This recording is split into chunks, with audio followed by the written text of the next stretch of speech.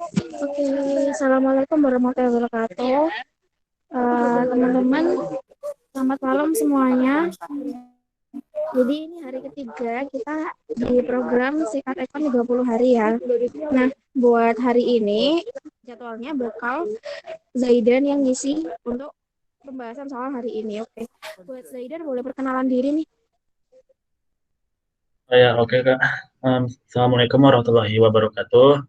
Selamat malam semuanya. Kenalin, gue nama panjang gue Muhammad Zaidan atau bisa panggil gue Zaidan. Nah, kebetulan gue masih angkatan 2021. Mungkin kalau yang di sini masih yang berumur 17-18, kita seumuran jadi santai aja. Kita diskusi untuk malam ini. Nah, di sini gue juga masih sambil belajar tentang mengenai konsep materi ekonomi ini. Jadi kalau misalkan ada yang ingin ditorokan atau ini kayak salah nih terus beda sama yang gue tahu, nah itu langsung aja sanggah. Dan di sini gue juga open banget sama satu kritikan atau ya apapun itu. Jadi santai aja karena gue juga seumuran dengan kalian. Mungkin itu aja. Semoga kita bisa belajar dengan lancar pada malam ini. Oke, mungkin itu aja. Saya kembalikan.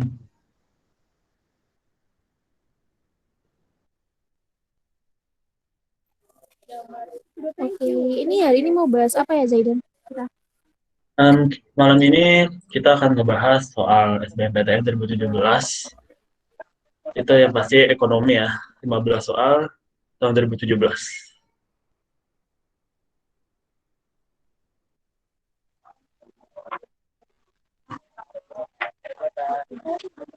Ada kalau gitu bisa dimulai aja kayaknya ya. Oke, langsung ngomongnya. Tapi sebelumnya mungkin kita berdoa dulu masing-masing sesuai dengan kepercayaan masing-masing. Semoga kita diperlancar dalam proses belajar hari ini dan ini akan jadi suatu proses belajaran yang mungkin bermakna dan mungkin bisa membantu kita dalam mengerjakan soal-soal SBM, soal UTBK nanti. Untuk berdoa dimulai sekarang.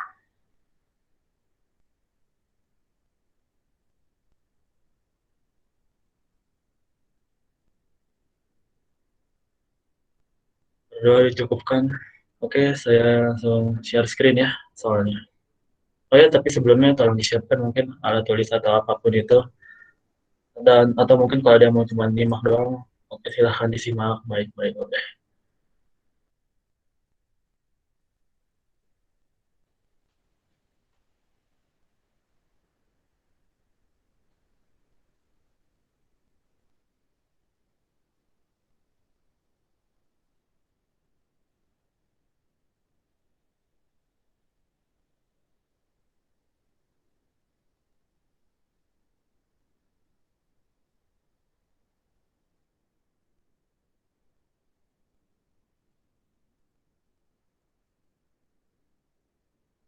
Oke, semuanya bisa terdengar suara gue? Tes, Bisa, tes. bisa. Aman-aman. Oke. Ini soalnya juga udah kelihatan ya. Soal SBMPTN 2017, no, kode 331. Nanti untuk kalau minta soalnya nanti bisa gue kasih di Telegram atau di chat.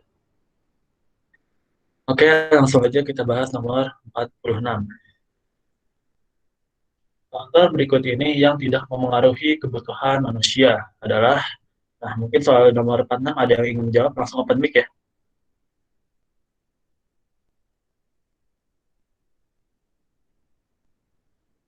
Nomor 46 silahkan langsung open mic jika ada yang tidak tahu jawabannya. Ada yang ingin mencoba, silahkan.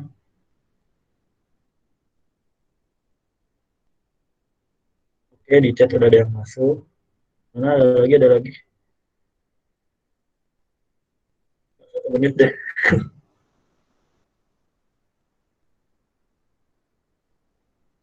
Oke, mayoritas ada jawab A ya.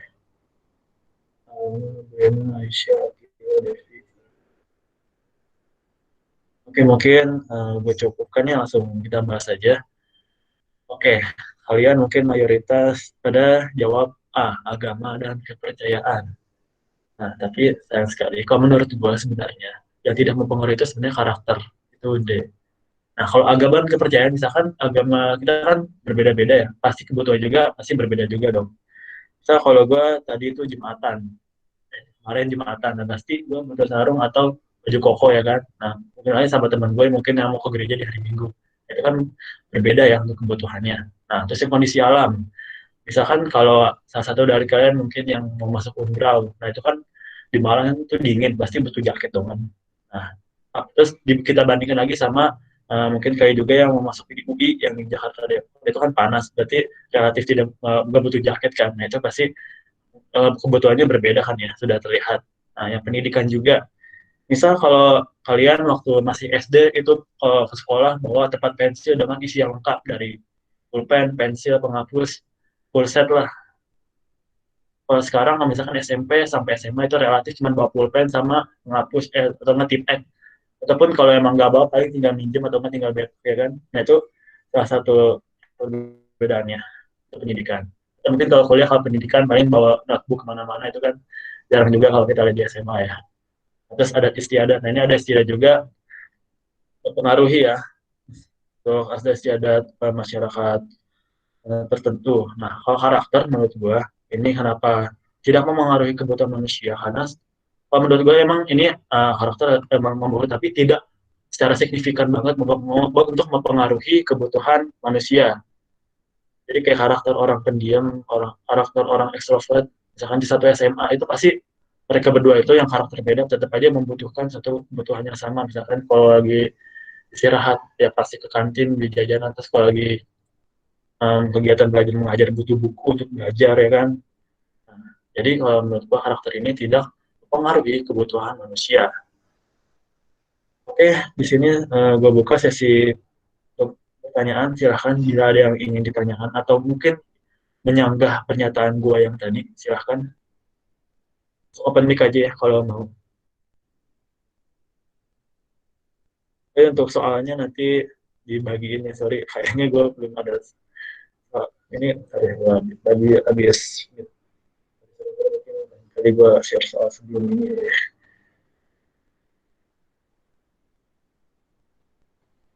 Gimana? Apakah sudah cukup jelas? Apa kita lanjut? Cukup. Cukup? Oke. Oke, kita skip nomor 46. Kalau emang tidak ada pertanyaan. Kita beralih ke nomor 47. Jika pemerintah menaikkan pajak kendaraan bermotor, apa yang akan terjadi? Silahkan dijawab. Bagi yang tahu, boleh di chat. Silahkan. Permintaan angkutan umum naik. Oke, tadi siapa yang jawab? Sorry, yang open mic. Gue gak bisa lihat. Aku gak. Oh, Faisal. Oke. Kenapa jawabannya ya? Ada alasan?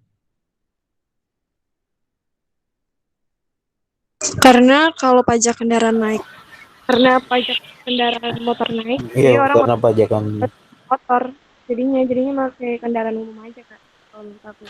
Iya, jadi Coba jumlah kendaraan bermotor yang diminta tuh berkurang. kendaraan bermotor diminta berkurang. Terus, kenapa kok angkutan umum tiba-tiba permintaannya naik? Kan yang berkurang kan permintaannya pajak kendaraan bermotor.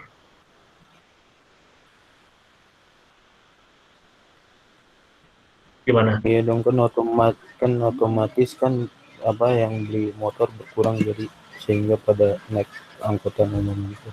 Oke. Substitusi nggak sih kak? Dibandingkan dengan Oke, penjelasan yang bagus sekali. Oke, terima kasih. Betul gue suka ngomong kak dong, kayak gue lebih tua. Kayak kita kan seumuran. Oke, jawabannya benar. Ya, permintaan angkut umum naik. Oke, kita bedah per opsi. Permintaan kendaraan bermotor naik. Nah, ini tadi udah dijelasin ya sama si Faisal dan lain-lainnya. Pemerintah menaikkan pajak kendaraan bermotor, berarti kendaraan bermotor itu harganya pasti naik. Kalau harganya naik sesuai hukum permintaan, pasti permintaannya akan turun. Jadi opsi A itu salah. Dan namanya salah. Jadi hanya itu. Warna merah.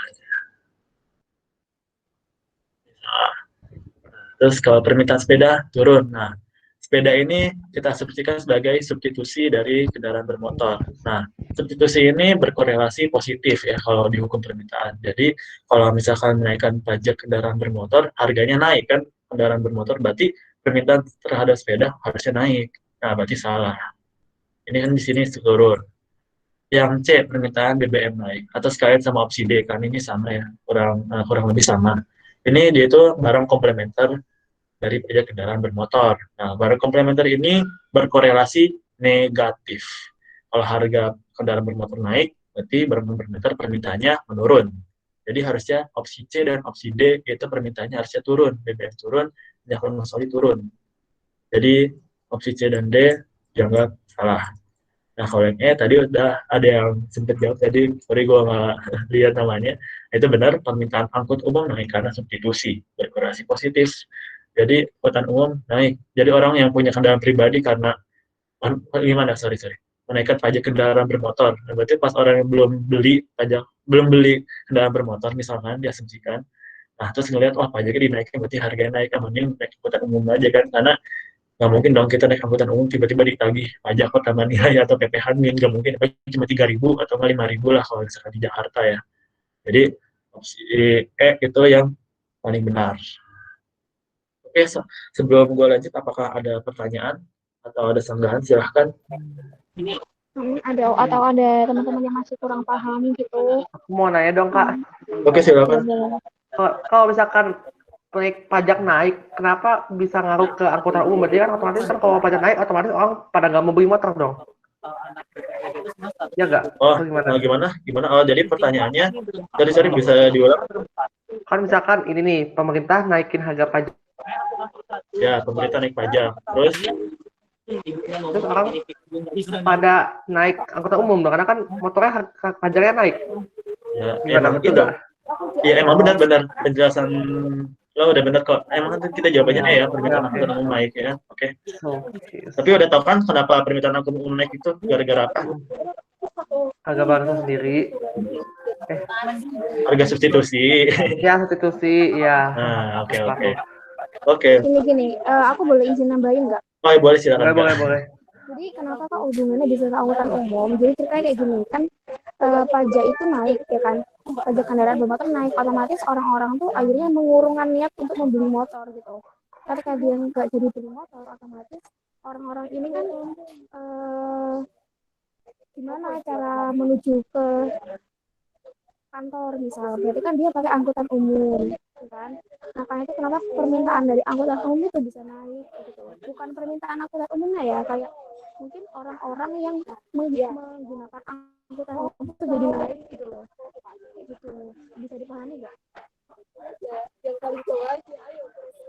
Bisa, Kak. Ini Bisa, Kak. kayaknya di chat ada yang nanya Devi ya. Kalau mau tanya ke korelasi substitusi itu negatif atau positif. Kalau misalkan kasusnya di permintaan gini, korelasinya positif ya. Tapi kalau di kasusnya supply atau penawaran, dia negatif gitu. Tapi di sini karena kita lagi membicarakan tentang permintaan, berarti korelasinya positif. Oke? Gimana? Ada lagi yang ingin bertanya atau masih kurang jelas? Silahkan. Kalau emang sudah jelas, boleh bisa direspon. Lanjut, Kak. Oke, kita akan lanjut ke 48. Elastisitas ya terhadap tarif ini. Permintaan terhadap suatu barang diketahui elastis. Oke. Jika harga jual barang itu diturunkan, harga jual itu diturunkan, nah, penerimaan totalnya akan dijawab sekarang. Oke, naik. Saya naik. Tadi siapa yang jawab? Faisal lagi ya? Dari sekarang. Iya, aku Coba dong, jelasin lagi dong, gimana alasannya kenapa bisa naik? ya karena naik kan karena produsen juga memerlukan untuk kan, jadi semakin tinggi harga penaikan semakin besar juga, karena kan kalau barang bersifat elastis kan otomatis harga barang juga naik, maka total revenue-nya juga akan naik. Oke, penjelasan yang cukup saya terima. Terus jawabannya benar ya, jawabannya C. Oke, di sini gua mau jelasin dulu tentang relasi dengan elastisitas harga dengan total revenue, penerimaan total atau total revenue ya. Nah, buat tulis ini harga.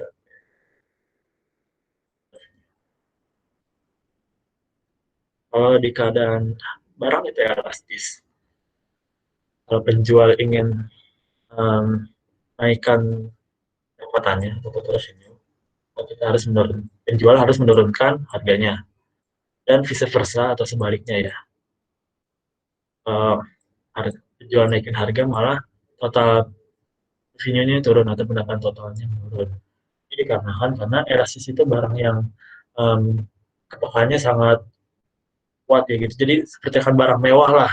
Kan barang mewah itu pekanya peka banget gitu. Misalkan kalau ada harga iPhone dinaikin sedikit pasti orang udah gak bakal mau. Orang harga iPhone yang normal aja udah gak bakal mau, apalagi kalau ditinggiin pasti tambah tidak mau. Makanya penjual atau produsen iPhone bakal merugi. Nah, apalagi coba misalkan kalau iPhone lagi nih, serius sebenarnya kalau diturunin harganya jadi berapa 2 juta lah, itu pasti dengan harga misalnya dari 8 juta ke 2 juta pasti otomatis melonjak dong, dan kemungkinan pendapatan akan bertambah. Tapi itu perlu ada analisis lebih lanjut, jangan main langsung dari 8 juta ke 2 juta karena itu mungkin bisa jadi bukan untung tapi malah rugi. Lanjut ke inelastis. Kalau inelastis ingin menaikkan pendapatan totalnya, maka dia harus menaikkan harganya. Beda dengan elastis ya. Dan kalau penjual menurunkan harganya di keadaan inelastis nih barangnya, nah pasti total pendapatannya akan turun. Karena inelastis ini relatif tidak peka ya terhadap perubahan harga. Jadi kalau naik ya tetap naik, kalau turun tetap turun gitu. Misalkan beras ya kan, kalau beras harga naik tetap aja dibeli karena emang itu kebutuhan pokok gitu, orang butuh. Kalau nggak beli makan apa kan, nasi itu seperti yang tidak terpisahkan dalam kehidupan gitu kan. Oke lanjut, itu unitary atau unitary elastis lah, bebas jemping yang unitary yang dimana kalau elastisnya sama dengan 1 ya, itu unitary. Nah kalau unitary ini harganya naik, dinaikin sama penjual sorry, kalau mau harganya diturunin sama penjual itu nggak ngaruh, itu tetap sama. Jadi kalau misalkan dapat soal, kalau jika satu barang diketahui unitary elastis, terus jika harga jual itu diturunkan, ya total penjual, penerimaan total penjual itu akan tetap, itu opsi A, itu kalau unitary. Oke, sampai sini apakah ada pertanyaan? Silahkan. Contoh barang yang unitary itu apa, Kak? Contoh barang unitary. Jadi barang unitary ini mungkin sulit juga kalau hari itu. Kayak barang mewah gitu bukan, Kak? Barang mewah itu malah dia lebih ke elastis, sangat peka gitu ya, karena kan mewah gitu kan, tersier, orang nggak terlalu butuh-butuh banget. Jadi kalau misalnya harga naik, tunggu aja harga turun gitu kan, analoginya. Tapi kalau unitary mungkin secara kehidupan idealnya mungkin jarang atau mungkin nggak ada ya. Ya, Mungkin ada kalau ada yang kehidupan nyata. kan nggak ada kehidupan nyata kan, karena sulit juga gitu. Sulit banget. Oh ya, BTW gimana? Apakah sudah jelas? Tadi yang nanya. Tanah nggak, Kak? Contohnya gitu. Kalau tanah dia inelastis sempurna. Kan Beda bisa naik lagi. terus, tiap dia bisa naik terus harga tanah. Benar. Jadi kalau harga tanah itu Elastis kalau tanah. dia mau harganya naik, harga turun ya tetap aja permintaannya gitu-gitu aja, tetap key-nya tetap mau harga naik 10% kayak ya tetap aja permintaannya segitu. Dia itu inelastis sempurna. Yang sangat tidak peka terhadap perubahan harga. Gitu kalau tanah. Gimana? Sudah jelas? Masih, Kak? Oke. Ngomong kakak, kalian masih kelas 11 atau gimana? Aku gap year, Kak. Aku gap year. Saya mau tanya dong, Kak. Oh ya, silakan. Cara ngebedain contoh elastis sama elastis sempurna. Elastis sama elastis sempurna. Oke. Gampangnya kalau elastis nih, kalau misalkan harga naik 10%. Nah, berarti perubahan kuantitasnya akan turun lebih dari 10%. Misalkan 20%. Contoh barang HP lah. HP naik dari 1 juta naik 10%. Jadi kalau analoginya kalau secara persentase nih, nah itu persentase kuantitinya itu lebih besar daripada persentase harganya. Jadi kan gue ulangi lagi, harga naik 10%. Berarti permintaan barangnya akan turun 20%. Itu elastis. Nah, kalau elastis sempurna, ini harganya nggak berubah dan permintaannya itu cepat berubah. Contohnya dalam kondisi pasar persaingan sempurna, yang dimana kurvanya horizontal. Jadi harganya tetap aja mau permintaannya 50 ke 20 ke, itu tetap aja harganya tidak berubah. Karena disebabkan karena barang yang dijual itu homogen atau alias sama persis. Dan itu mungkin memang secara ideal atau di dunia nyata itu tidak ada. Gimana, sudah jelas? Sudah, makasih Kak. Oke. Gimana? Ada lagi? Apakah memang sudah jelas? Silakan direspon. Iya. Oke, kita lanjut ke nomor 49 ya. Berikut ini yang bukan merupakan karakteristik kurva indiferensi. Wih, gampang nih. Silakan dijawab. Turun dari kiri atas ke kanan bawah. C gak sih, Kak? Oke, C. Gimana, ada lagi? Saya bukan sih. Oh, salah banget. Ada yang A, ada yang C. Ya, main answer just C.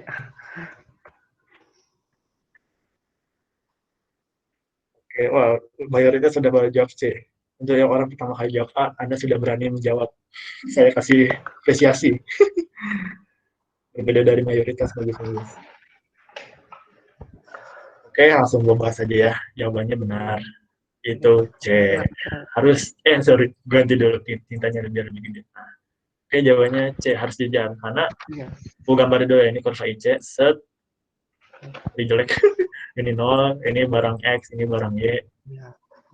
Nah, pertama opsi A, turun dari kiri atas ke kanan bawah. Oke, bener ya. Downward sloping.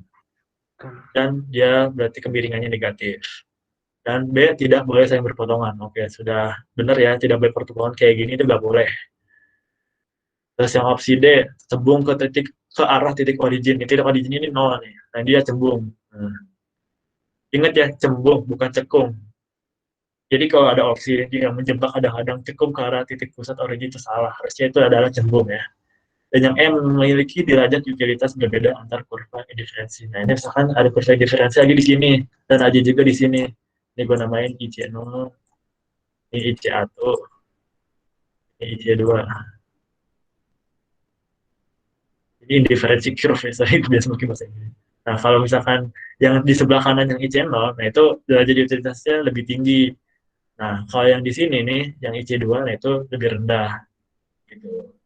Nah, kalau harus jajar, sebenarnya nggak harus jajar. Mau ditaruh di sini pun boleh, di sini boleh.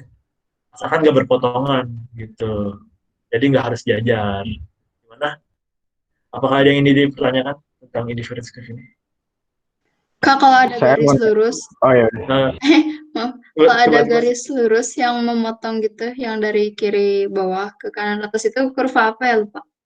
Oh, itu pasangan ya, yang tidak terpisahkan asik. Namanya budget line.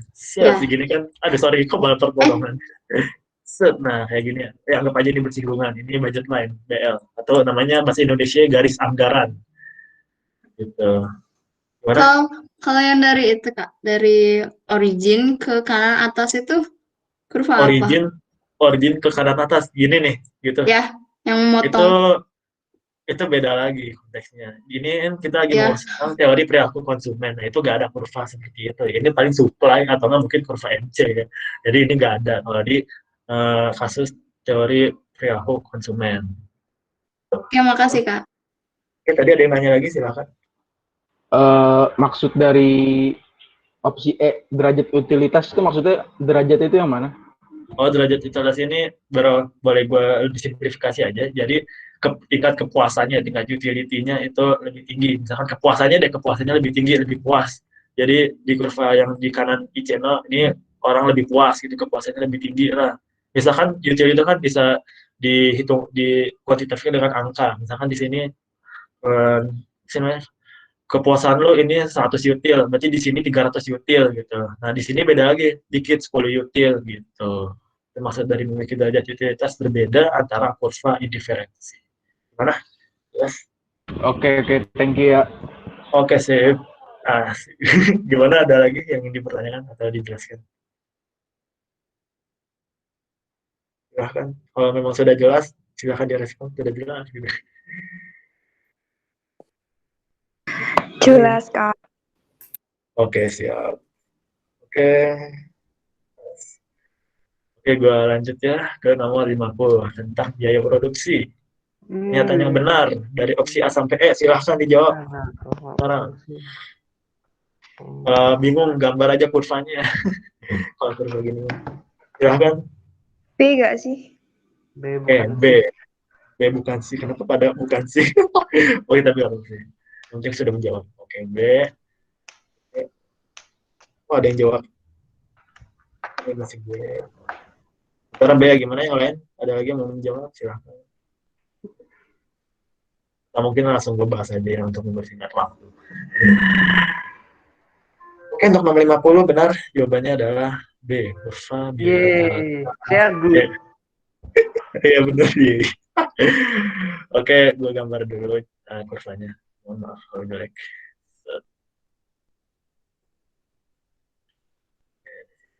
Tetap aja di sini titik minimalnya.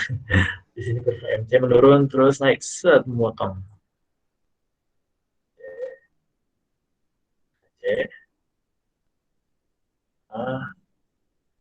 Variabel. Oke, di sini bonus gue tambahin kurva A VC ya. Aduh. Fixed cost. Kasian. Oke, ini titik minus. Oke, kita bedah per opsi. Opsi A, kurva biaya rata-rata AC berada di bawah kurva variabel. Oke, nggak salah. Karena AC ada di atas AVC. Kenapa? Karena sudah jelasin namanya AC ya, average cost. Kalau variabel salah satu dari AC, nggak mungkin dong kalau cuma salah satu komponen dari AC yang melebihi AC gitu kan. Karena AC aja total, average total cost. Ini cuma average variable cost-nya gitu. Jadi nggak mungkin lebih besar dari AC. Jadi otomatis si AC sama AVC itu AVC di bawahnya AC gitu. Terus opsi C. Sorry ya, kalau mau kecepatan tolong disanggah aja ya. Kebiasaan, sorry. Kurva biaya marginal MC memotong kurva biaya rata-rata ketika AC menurun. AC menurun. AC menurun. AC menurun. Mana nih, kagak ada ya. Nih, AC lagi menurun di sini nih. Nah, itu nggak dipotong sama siapa. Pokoknya MC itu dipotong pada saat kurva AC dan AVC itu minimum. Jadi pas sebelum minimum nih, AC cuma turun. Set. Pas udah ditabrak sama MC baru naik naik lagi gitu. Jadi opsi C salah, opsi D pun juga salah ya, ketika AC naik ya ini salah juga ya. AC itu naik ketika sudah dipotong kurva, jadi sesudah bukan pas ketika. Opsi E, kurva biaya marginal MC memotong kurva pada saat maksimum. Nah, mungkin kalau beberapa dari kalian sudah tahu kan, kalau fungsi kayak gini ini kan maksimum, ini minimum ya. Kalau kurvanya U gini, sorry. Kalau U gini pasti klik paling terbaik itu minimum ya, bukan maksimum ya. Jadi jangan sampai salah. Harusnya ini minimum, bukan maksimum. Kesalahan dari opsi E. Jadi jawabannya adalah B yang benar. AC di atas AVC. Gimana? Ada yang ingin dipertanyakan? Ada yang ingin dipertanyakan? Lanjut Kak, aman. Oke, alhamdulillah. Oke, kita lanjut ke nomor 51 ya. Karakteristik yang tidak sesuai dengan kondisi pasar oligo adalah ayo. Aduh, gue bang main nemu soal di buku SBM nemu soal ini juga. Cuma ini soal sangat populer ya. Iya, soal. Silakan. Monggo. Oligo ini pasarnya unik ini kalau menurut gue nih. Paling unik yang gue pelajari. Gimana? Oh, langsung ada yang jawab kami juga B. B bukan sih. Udah kebaca saya. Oke, langsung gue bahas aja ini kayak udah pada hafal juga yang jawabannya B. Oke, sip, bagus. Jawabannya benar, B. Perusahaan tidak akan menderita rugi karena tidak mungkin ya. Oligopoli itu berproduksi pada saat MR sama dengan MC. Udah tahu kan pasti MC itu apa? Kurvanya bukan sih patah. Hah? Kenapa? Kurvanya bukan patah, bukan sih? Ya, itu kurva patah benar-benar. Kalau oligopoli itu kurva patah. Itu dia model Swiss. Coba gua berputar sedikit tentang materi oligo ini. Jadi sebenarnya oligo itu sebenarnya bukan cuma kurva patah doang, ada lagi. Dan itu nanti mungkin dipelajari pas kalau kalian gitu kuliah, terutama kuliahnya di jurusan ekonomi. Ada kurva, modelnya banyak banget. Kalau misalkan model Marshall itu beda lagi sih, itu lebih susah. Kalau di sini kita cuman mempelajari yang model Swiss ya. Model Swiss. Maksudnya Swiss itu nama penciptanya, nama pencipta tingkat demand curve atau kurva patah. Namanya Swiss gitu. Tambah max atau rugi minimum. Jadi ya mungkin cuma dapat laba doang ya. Kelas monopoli aja itu di jangka pendek dapat rugi gitu kan, nggak mungkin. Jadi rugi minimum. Kalau Jumlah yang A produk. itu gimana? Oke, kita bahas per opsi. Oke, kalau opsi A jumlah produsen dalam industri sedikit. Oke, ini benar ya. Iya betul. Kalau Oligopoli ini itu beberapa. beberapa. Nah, iya benar. Iya Jadi betul. ada suatu tingkatan ya, misalkan dari pertama persaingan sempurna, terus monopolistik, terus oligopoli, terus sampai terakhir monopoli. Makin ke monopoli itu penjualannya, produsennya makin sedikit gitu. Dan persaingannya makin sedikit dan puncaknya di monopoli yang cuma ada satu penjual. Itu Jadi kan pertanyaannya tidak sesuai, Kak. Gimana sih? Bingung. ya benar Ya tidak sesuai. nggak termasuk dalam opsinya, nggak termasuk dalam opsi pertanyaannya gitu. Oh, jadi benar kalau opsi A itu jumlah produsen dan industri sedikit itu oligopoli benar dengan sesuai dengan kondisinya. Ini kan kalau soal tidak sesuai berarti yang B tadi berita rugi karena harusnya kalau memproduksi di MR sama dengan MC mungkin bisa laba maksimal atau rugi minimum. Berarti bisa aja yang di pasar oligopoli itu menderita kerugian. Jadi opsi B itu yang tidak sesuai. Gimana? Lanjut ya. Kalau opsi C sulit untuk masuk ke dalam industri. Nah, ini benar karena persaingannya sudah semakin ketat ya. Misalkan kalau oligopoli ini persaingannya seperti Aqua dengan beberapa merek lainnya. Dan di sini Aqua sebagai yang salah satunya dominan gitu ya. Dan salah satu lagi, kenapa bisa sulit masuk juga? Karena modal untuk modalnya untuk kayak memproduksi barang di pasar oligopoli itu cukup tinggi, relatif tinggi. Nggak kayak di pasar monopolistik atau nggak kayak seperti di monopolistik atau pasar persaingan sempurna karena penjualnya cuma kayak jualan, contoh jualan corn dog yang dimana modalnya relatif lebih kecil. Jadi ya gampang masuk ke dalam pasarnya. Kalau ini kan oligopoli udah mulai gimana udah mulai hedon gitu lah barangnya udah mulai mahal-mahal juga gitu kan kalau mau produksi butuh mesin gitu itu kan sulit juga ya apalagi buat kita masih SMA jadi sulit juga untuk masuk ke dalam industri harus benar-benar mumpuni gitulah dan siap kamu masuk ke oligopoli walaupun emang peluangnya agak emang kecil karena persaingan sangat-sangat ketat kalau di oligopoli dan satu fun fact lagi oligopoli ini tidak memperhatikan jangka waktunya mau pendek mau panjang tapi yang diperhatikan adalah persaingan per produsennya gitu itu nanti lebih jelas lagi pada saat kuliah ya bisa dijelasin biasanya. Oke, yang D perusahaan bertindak sebagai placemaker. Oke, di sini benar, tapi mungkin placemakernya daya atau daya monopoli ini tidak sebesar monopolis ya. Di sini, tapi tetap saja oligopolis masih memiliki suatu power, oligopolis sebagai placemaker ya. Dan yang E dihasilkan barang homogen dan barang diferensiasi. Dan ini benar ya, salah satu ciri-ciri oligopoli kalau misalkan kita review lagi kalau pasar persaingan sempurna homogen doang terus monopolistik cuman diferensiasi doang nah kalau oligopoli ini dua-duanya homogen dan diferensiasi dan kalau yang monopoli nah ini lebih unik nih dia barangnya nggak punya substitusi karena cuma ada satu jadi kalau mau naik kereta misalkan kereta dari PT Kereta Api Indonesia ya nggak mungkin pakai kereta orang lain kan nggak ada ya atau mungkin kalau MRT itu beda cerita karena itu beda lagi ya kalau MRT ya. Oke lanjut gimana?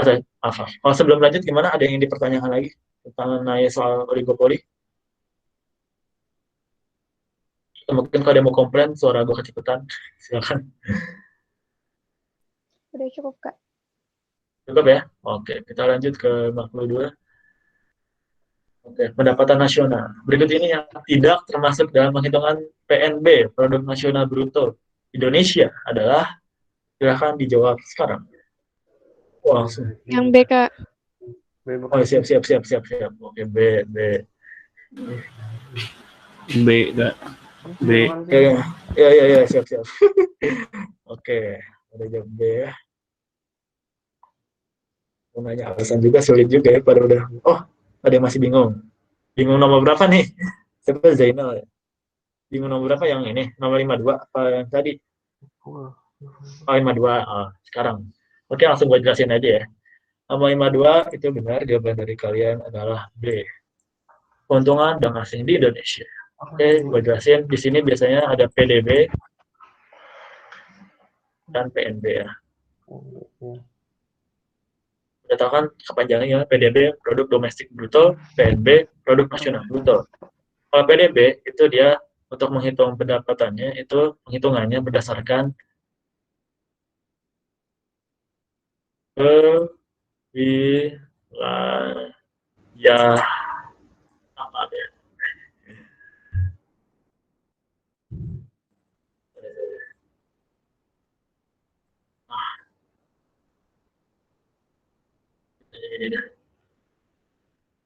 Kewilayahan.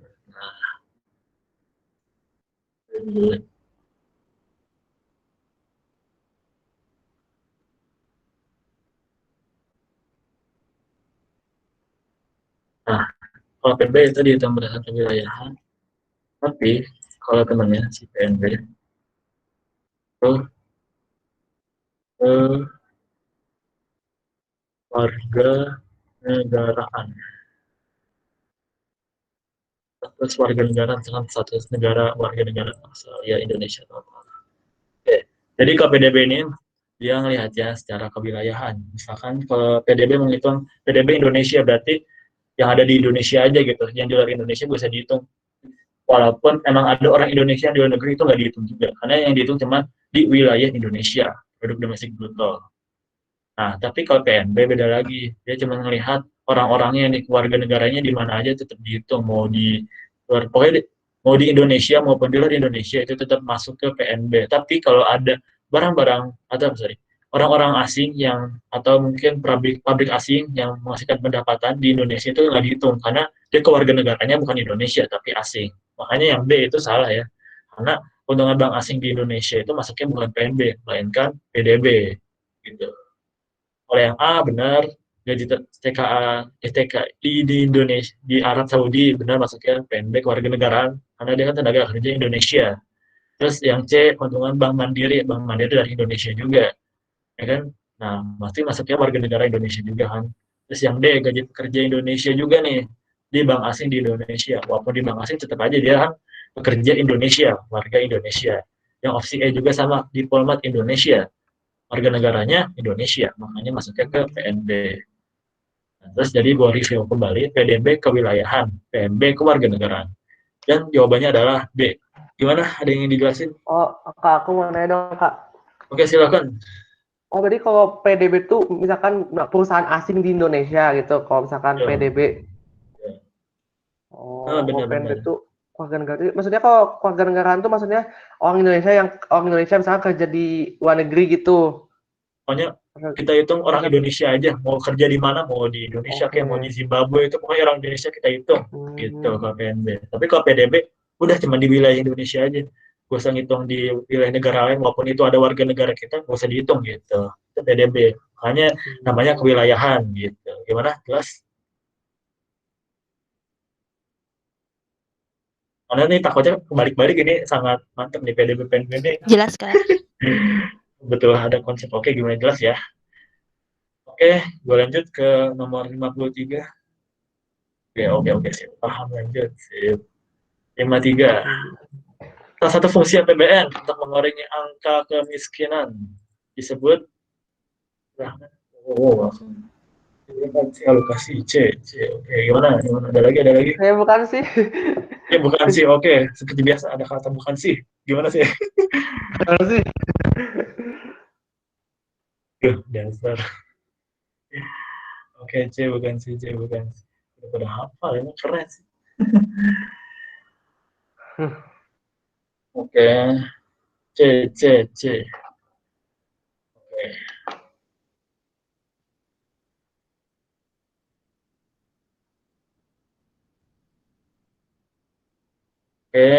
Sip. Siapa ada yang udah ngirim sampai ada bahasannya. Kalau kasih adalah bla bla bla. Oke. Jawabannya benar, itu C. Ada pembahasan kayaknya. Oke, kita bahas per opsi. Otorisasi. Ini kalau ikut kuis yang di Telegram ini keluar nih kemarin. Otorisasi itu adalah APBN sebagai pedoman untuk melaksanakan pendapatan dan belanja pada periode tertentu atau tahun tertentu, itu otorisasi. Pengawasan itu APBN sebagai suatu alat untuk penilaian apakah kinerja pendapatan atau belanja di tahun ini sudah sesuai apa enggak. Jadi sebagai alat itu wajar nggak sih gitu. Jadi sebagai pengawasan itu APBN, misalkan APBN 2019 kayak gini, nanti kalau 2020 nggak wajar, Nah, ini bisa kita lihat, kita bandingkan ke APBN 2019, itu fungsi pengawasan. Terus kalau distribusi gue agak lupa, sorry, buka sebentar. Bisa lihat ya, distribusi ini kebijakan anggaran negara harus memberikan rasa keadilan dan kepatutan. Jadi bukan distribusi itu kayak dia ini ingin memberantaskan ketimpangan pendapatan lah gitu. Kalau misalkan di Jawa itu lebih orang kaya, tapi kalau di Kalimantan itu nggak sejauh lebih kayak di Jakarta. Itu fungsi APBN ingin meratakan pendapatan itu, nama fungsi distribusi. Dan kalau fungsi stabilisasi itu kalimat panjangnya untuk memelihara dan mengupayakan keseimbangan fundamental perekonomian, atau lebih kalimat gampangnya untuk menjaga perekonomian tetap stabil, itu namanya stabilisasi namanya juga ya. Oke, gimana, ada pertanyaan tentang fungsi-fungsi APBN?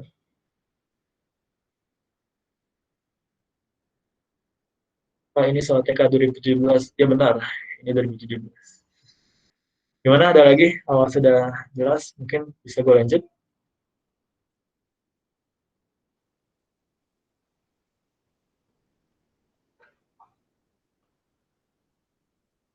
Mohon maaf banget ya kalau emang soalnya belum di-share sebelum. Ya, mungkin besok-besok ntar gue share dulu soalnya. Gue tampung ya komentar. Oh ya, silakan, ada apa? Lanjut ya. Oh. Ada yang nanya. Kak, ada yang nanya, Kak, di Ada, chat. Kak, di mic ada yang nanya. Oh, contoh nyata Yang dari otorisasi ada bentuk nyatanya nggak, Kak? fungsi otorisasi bentuk nyata ya. Sebenarnya ini emang semuanya bentuk nyata ya. Yang tadi gue jelasin itu seperti nyata. Jadi gini nih, otorisasi itu sebagai pedoman dalam pendapatan dan belanja negara itu. Misalkan kalau pemerintah misalkan ingin merancang suatu pendapatan di mana misalkan Bu Menko nih, Bu Sri Mulyani mau targetin penerimaan pajak harus berapa juta atau berapa triliun. Nah, itu pakainya APBN. Jadi nggak bisa semata-merta langsung aku mau tahun ini 2 juta, enggak, harus direncanakan dulu di APBN, dan pada saat pelaksanaannya harus sesuai dengan mengacu pada APBN, itu otorisasi.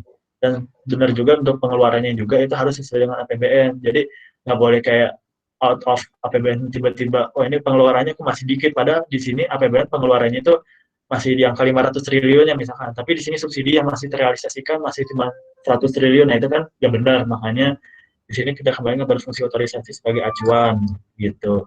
Jadi kan ketahuan juga kalau kita ada APBN, oh ini kok masih lambat ini dana bansosnya ini dikorupsi atau gimana. Nah, ini bisa jadi salah satu untuk kita bisa tahu ini uangnya kemana gitu kan.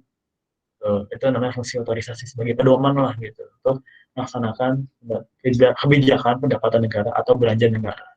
Gimana tadi jadi Ayanda Kultrate gimana? Kultrate gimana, jelas? Mungkin bisa ada yang mewakilkan, gimana, jelas? Oke. Lanjut aja ya, langsung 54 ke manfaat-manfaat barang. Aduh, soal Oke, langsung silakan dah. Manfaat guna pakai, Kak. B. Oke, B. Manfaat ya. B. Wow, ada yang jawab E. Wow. Mantap nih. Keren. Berani beda, ada yang jawab E. Oh, ada yang jawab E juga nih. Lebih out of topic lagi, ada yang jawab E. Oke. Bukannya termasuk ya, Kak, manfaatnya. Oke, nanti kita jelasin ya. Ini kita sih jawab dulu, kita lihat. Oke, tapi mungkin tadi jawab B ya, mayoritasnya. B. Oke. Kan ownership, Kak. Gue udah jago, kayak ngapain gue jelasin ya. Nah, oke. Gue jelasin juga deh tetap. Mungkin biar sama teman-teman yang lain yang masih belum paham. Oke, benar. Jawaban mayoriti kalian. Jawabannya adalah B, manfaat guna pakai, karena tidak ada ya. Ini gue mau jabarin dulu fungsi manfaat kegunaan suatu barang. Nah, itu ada, kalau bisa mungkin ini gue lisan aja ya, biar gampang. Mungkin kalau dicatat silahkan, atau kalau mau dipahami doang boleh juga. Jadi pertama, form utility atau bentuk, manfaat bentuk, opsi A. Terus place utility atau karena benda ditempatkan di tempat yang tepat, itu manfaat tempat, opsi D. Terus time utility, manfaat waktu. Terus manfaat milik, tadi benar, tadi yang jawab ownership utility. Terus ada dua lagi yang nggak ada di situ, yaitu service utility dan elemen utility. Kalau service itu pelayanan, elemen utility itu unsur benda. Oke, gue jelasin satu-satu. Kalau yang form utility, itu misalkan berubah kayu menjadi meja. Kan kalau cuma jadi pohon kayak kita cuma ngeliat pohon itu ya udah pohon gitu, nggak bisa ngapa-ngapain, dia berdiri doang, paling kalau tumbuhannya atau daunnya bisa merangsangkan oksigen atau segala macam. Tapi kalau misalkan bentuknya si kayu itu dirubah sebagai kayu, itu bisa dipakai buat kita untuk belajar. Itu manfaat. Form utility. Kalau manfaat waktu atau time utility, ini kegunaan menurut waktu, misalkan payung saat hujan, jas hujan saat hujan, gitu. Itu manfaat waktu. Kalau manfaat tempat atau place utility, ini tempat Kayu jadi meja bukan sih? itu tadi form, itu bentuk cuy. Oh, form ya. Ini place, tempat. Pasir yang diangkut ke kota sebagai bahan pembangunan. Nah, itu salah satu manfaat tempat. Jadi kalau pasir nganggur cuma di pantai, ya udah cuma jadi pasir yang berserahan. Tapi kalau dibawa ke kota itu menjadi salah satu bahan bangunannya mungkin cukup berguna di kota ya gitu. Makanya itu ada namanya place utility. Jadi salah satu barang harus ditempatkan di tempat tertentu agar daya gunanya itu bisa dimaksimalkan. Kalau satu ada lagi namanya manfaat milik, ownership utility. Itu cangkul bagi petani, pulpen bagi kita, laptop buat kita. Itu ownership utility gitu ya. Buat profesi atau enggak mungkin guru megang stabilonya itu yaitu manfaat kegunaannya, manfaat milik dan lain-lain. Terus service utility, contoh TV berguna karena adanya stasiun TV. Jadi kalau TV itu tapi cuma TV doang, kita mau nonton dari mana gitu. Atau nggak mungkin TV berguna karena adanya produser DVD itu, atau produser movie itu. Nah itu baru TV berguna. Kalau cuma TV doang, ya kan apa ya gitu, cuma TV doang. Atau mau kita tonton kalau ada stasiun TV atau produser movie atau filmnya gitu kan. Jadi itu namanya kegunaan pelayanan. Dan yang terakhir, elemen utility atau kegunaan kandungan atau unsur benda, itu contoh jeruk berguna karena mengandung vitamin C. Atau mungkin kayak obat jerawat berfungsi untuk mengandung sesuatu, apa gue lupa itu di obat jerawat yang bisa ngilangin. Pokoknya itu yang mengandung sesuatu yang mungkin bisa menghilangkan jerawat kita, itu kandungannya itu elemen utility. Mana untuk kegunaan suatu barang ada yang ingin ditanyakan? Sorry. Gimana? Apa sudah jelas? Jelas, Kak. Oke.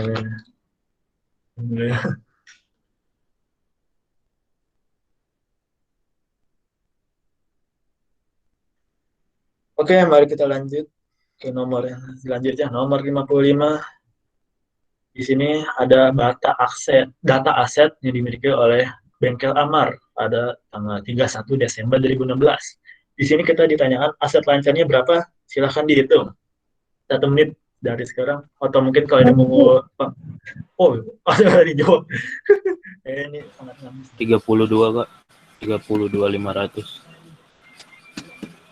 Oke, jawabannya pada D. Ada yang jawab manfaat milik ya. Pada gue review dulu tadi kayak masih ada yang tadi. Manfaat milik itu misalkan kayak cangkul bagi petani. Terus pulpen buat kita pelajar, itu namanya manfaat milik ya. Tadi rasa fitri. Itu bisa dibawa ngelecet. Oke, kita kembali ke nomor 55. Oke, benar jawabannya D. Oke, di sini gue mau cek dulu apa aja yang dihitung sih sebagai aset lancar. Karena kan aset lancar itu aset dibagi jadi dua, aset lancar atau aset tetap ya. Oke, pertama itu aset kas yang pasti. Terus aset dibayar di muka. Pendapatan yang masih harus dibayar. Ini namanya utang gaji ya, ini jangan terkecoh. Ini utang. Lanjut ini. Terus, sebentar.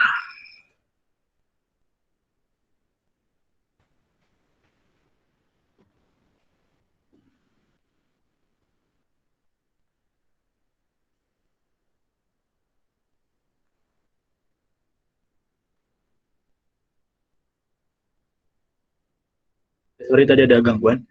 Lanjut, ini pendapatan yang masih dibayar ini bukan ya, karena dia itu masuknya utang dan masih harus dibayar, berarti kayak harus jadi bayar gitu. Ini sama pendapatan yang masih harus dibayar itu pendapatan orang yang berhak buat dibayar gitu. Jadi jangan terkecoh ya, ini utang. Biasanya utang gaji gitu, orang misalkan bos masih berutang kepada karyawannya untuk memberikannya gaji, ya, nanti pendapatannya harus dibayar. Terus yang ini pendapatan yang masih harus diterima itu piutang ya, itu dia aset lancar, benar. Terus perlengkapan, benar, dan peralatan bukan.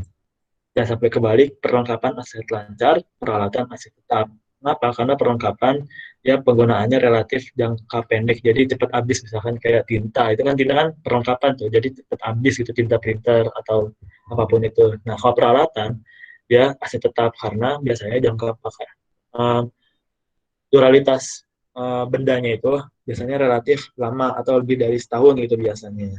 Gitu. Jadi beda aset lancar dan peralatan ini kayak mesin. Mesin itu kan kayak daya gunanya itu lumayan lama ya. Makanya kalau misalkan di bab um, biaya produksi itu dia maksudnya fixed cost gitu. Jadi tetap peralatan ya seperti itulah. Itu peralatan sebagai kendaraan itu masuknya peralatan juga ya kan? Karena durabilitasnya relatif lebih lama. Nah, mari kita hitung 10 juta, 7 juta 500, 17.500, terus ditambah lagi 2 juta 500 dengan 20 juta, 20 juta tambah 12 juta 500 sama dengan 32 juta 500 ribu rupiah. Oke, mungkin bisa dicatat atau diapalah nih untuk akun-akun yang dihitung apa aja, karena nggak semuanya ya. Gua sambil baca chat. Terima kasih untuk yang bantu ngejelasin. Appreciate that. Untuk soal, oke, di-share. Kak, Oh ya, silakan, Bapak. bisa jelasin ulang nggak yang kata yang pendapatan yang masih harus diterima? Tadi maksudnya gimana? Oh, oke. Pendapatan yang masih harus diterima sama dengan piutang. Jadi kita udah menghasilkan suatu jasa atau barang kepada konsumen, tapi konsumennya belum bayar pakai tunai. Jadi saya cuma ngutang. Nah, berarti kita udah punya piutang nih, bakal dibayar kapan. Nah, itu namanya pendapatan masih harus diterima dari hasil kerja kita. Jadi hasil kerja kita itu kayak belum dibayar gitu. Makanya namanya pendapatan yang masih harus diterima atau piutang. Mana? Jelas? Oke, jelas. Makasih ya, Kak. Oke sih, gimana ada lagi? Kalau aset tetap, hitungnya gimana? Aset tetap berarti ya peralatan doang. Di sini kalau sesuai data di sini aset tetap cuma peralatan doang ya, cuma 20 juta. Untuk di sini opsinya nggak ada ya. Terus apalagi nih? Aset tetap peralatan gede tanam mesin hayatan gitu. Wah, makasih banget yang udah bantu ngejelasin tentang akuntansi ini dan benci akuntansi ya. Ini biasanya yang malas banget orang-orang, tapi nggak tahu sih. Menurut gua aja kali ya. Oke, gimana? Ada yang ingin ditanyakan mengenai nomor 55 ini? Silahkan. Ya, aset lancar tuh ini gimana sih? Nggak habis Kenapa? sih aset lancar tuh. Kenapa? Aset lancar tuh aset yang nggak habis bukan sih? Oh, aset itu aset sebenarnya semua aset bakal habis, tapi dalam waktu yang jangkanya berbeda ya, gitu. Jadi kalau aset lancar itu lebih cepat gitu habisnya gitu. Kalau aset tetap relatif sangat lebih lama. Gitu. Gimana?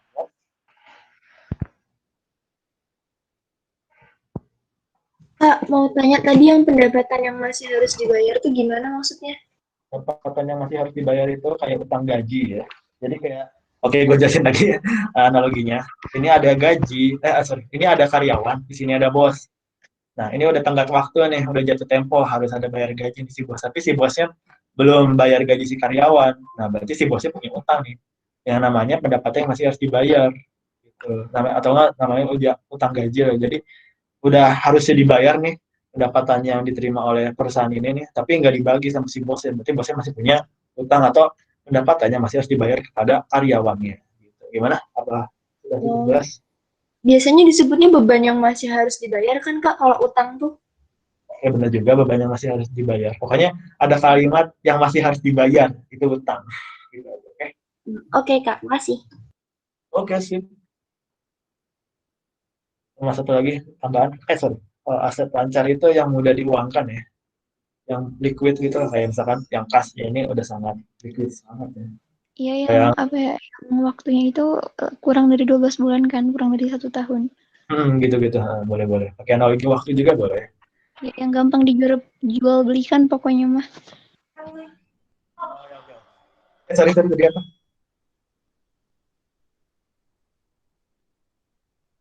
Maaf, tadi ada putus-putus. Bapak masuk ke apa? Oke, Gimana kalau nomor 55 ada lagi yang mau ditanyain? Pada cukup jelas. Lanjut. Guys, gimana? Lanjut. Oke. Lanjut, Kak. Kita ke 56. Wow, udah mainnya hitung-hitungan nih. Perusahaan memiliki persediaan barang dagang awal dan akhir. Yang awal 7.500.000, yang akhir 10 juta. Terus perusahaan juga punya perlengkapan 5 juta, tapi udah kepake 3 juta. Nah, di sini aset lancar yang tercatat pada keuangan laporan posisi keuangan akhir periode. Itu adalah, silakan di atau ngejawab tebak aja boleh lah. Silakan. Gua highlight aja di kalimat yang penting.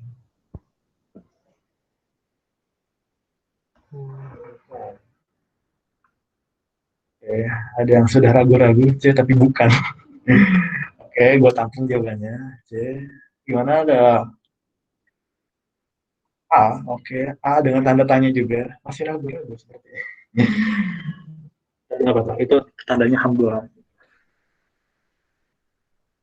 Ini mungkin oke, lebih variasi lagi. Ini gue suka nih, kalau saya kayak gini pasti ini agak susah nih kayaknya. A, B, C. Oke, bahas aja ya. Oke. Di sini gue tekankan dulu.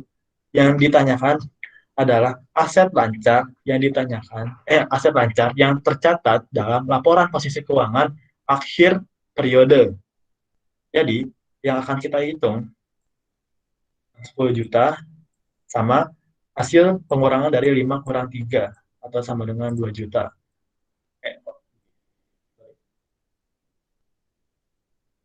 Nah, ini sisa perlengkapannya ya. 2 juta, karena kan katanya awalnya 5 juta, terus yang terpakai 3 juta, berarti sisanya 2 juta dong. Nah, di sini kita pakai yang persediaan barang dagang yang akhir atau yang 10 juta, karena di sini akhir periode, sudah akhir, jadi yang awal udah nggak dianggap, gitu. Itu aja analoginya biar gampang ya. Oke, jadi mungkin bisa dihitung, kalau udah tahu nih, udah gue kasih nih apa yang mau dihitung, coba silakan. Masuk ke, oh ada yang sudah jawab, oke. Oke, benar jawabannya A. Langsung aja, 12 juta ya, 10 tambah 2, gampang. Jadi pokoknya jangan sampai terkecoh ya. Jadi kalau misalkan ditanya akhir periode, berarti yang ditanyain, yang dipakai persediaan barang dagang yang akhir aja. Kak, yang diambil sisanya. Yoi, sisanya aja, perlengkapan. Ini kan, ya, sisa itu pokoknya akhir, itu udah sisa-sisanya itu. Pokoknya gitu lah konsepnya. Tapi ini relatif lumayan mudah ya. Ada juga lebih sulit, misalkan kayak modal akhir itu agak ribet-ribet juga, bener laba bersih itu susah lagi, tapi Kak, semoga oh ya, kenapa? Silakan. tadi yang kok diambil yang 10 juta itu kenapa ya? Oh, oke. Karena di sini gue tekankan, di sini kita akan mencari aset lancar yang tercatat pada laporan posisi keuangan akhir periode. Akhir periode berarti ya udah pas lagi akhir atau pas penemu penutupan. Jadi yang awal tuh namanya awal periode. Jadi udah beda ya konteksnya, karena di sini ditanyain yang pada akhir periode. Berarti kita akan menggunakan persediaan barang dagang yang akhir. Itu 10 juta. Gimana, jelas? Oke, makasih Kak, jelas. Oke, Berarti sip. kalau Gimana? misalkan yang ditanyakannya awal periode, kita ngambilnya yang 7.500.000. Awal periode 7.500.000, terus kalau yang perlengkapannya 5 juta gitu. Oke, gimana? Kamu Jelas? nanya, Oh, silakan. kalau ditanya nilai aset tetap gimana? Sama aja gak sih? Tetap sama aja, tapi ingat juga yang di 55 ya. Harusnya kalau aset tetap itu yang diketahui sih biasanya peralatan gitu. Kalau di sini kan nggak ada peralatan nih, jadi kita Iya. nggak bisa ngitung aset tetap. Oke, gimana? Jelas? Oke, makasih Kak. Oke, sip. Gimana? Ada lagi? Silahkan. Malam minggu tapi belajar. Malam minggunya Kak, jam. Ayo silakan. Kenapa? kan tadi kakak bilang yang kalau misalkan ditanya itu awal periode, terus ngambilnya 7.500.000 sampai 5 juta. Nah, kalau misalkan ada keterangannya yang sama, kayak telah dipakai sebesar 3 juta, apa itu dikurangin juga? Setelah terpakai itu menunjukkan bahwa kita sudah mau mencatat di setelah hasil penjualan atau akhir, kayak misalkan nah itu nggak dicatat kalau ditanyanya periode awal periode, karena awal periode kayak benar-benar pure belum dipakai sama sekali dan cuma buat persiapan gitu, kayak siap-siap nih kita udah ada persediaan 7.500.000 dan kita juga udah membeli perlengkapan lagi 5 juta di awal, berarti gitu cuma 7 juta ditambah 5 juta kalau awal periode gitu. Oke Kak, makasih. Oke, gimana, ada lagi langsung open mic aja Itu kayak tinggal di opsi coret-coret aja ada opsi ya. Ketika 5 sama 3 dikurangin ya. oh iya 5 kurang 3 2 tambah 10 12. Berarti, aduh aku belum nyampe akuntansi. Masih kelas 10 11 semua. Oke, semangat sip. Oh ya, gue buka chat dulu sebentar. Kak, jabarin dong nih. Jabarin gimana, Faisal? Iya, jabarin apa hitung-hitungannya gitu Pak, biar nggak bingung. Dicoret dicoret gitu. Ya.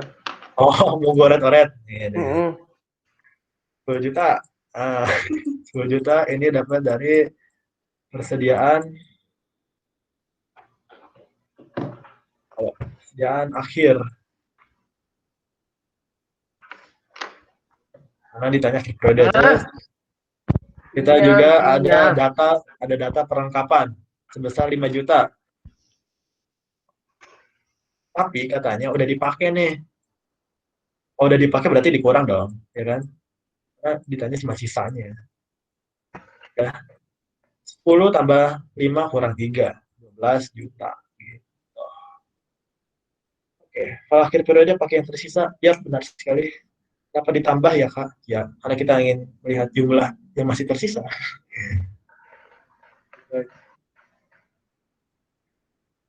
Ya, ingat aja kalau yang akhir periode yang dicatat itu ya udah yang akhir periode aja, gak usah yang awal. Gitu. Yang awal periode gimana? Oke, gue jelasin lagi aja. Awal periode berarti kita pakainya yang persediaan barang dagang awal. Dan yang perlengkapannya yang masih dibeli yang 5 juta itu kan masih belum dipakai sama sekali, itu 5 juta berarti 7.500.000 ditambah 5 juta, nah itu awal periode gitu. NS periode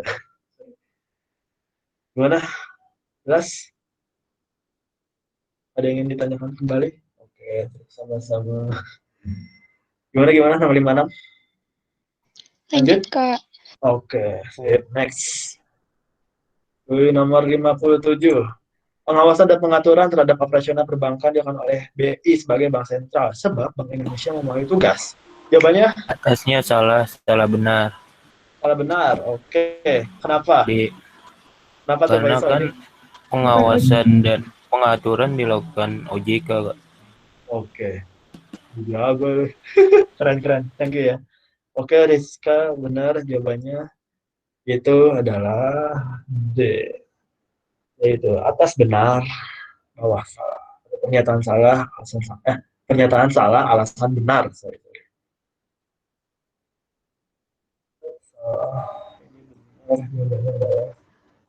D. Di sini tadi udah disinggung sama Faisal ya. Kalau pengawasan pengaturan terhadap operasional perbankan itu bukan Bank Indonesia, tapi OJK, Otoritas Jasa Keuangan. Kalau BI itu stabilitas, itu ya, stabilitas sistem pembayaran, stabilitas sistem keuangan, SSK, stabilitas sistem keuangan itu baru Bank Indonesia. Kalau cuma perbankan yang ngawas OJK gitu. Nomor 57 dia masuknya bank, yang dimana ada bank sentral, bank umum, dan lain-lain. Pokoknya lembaga-lembaga bank. Nah, itu masuk materi yang nomor 57. Gitu. Gimana, ada lagi yang ingin ditanya tentang bank-bank ini?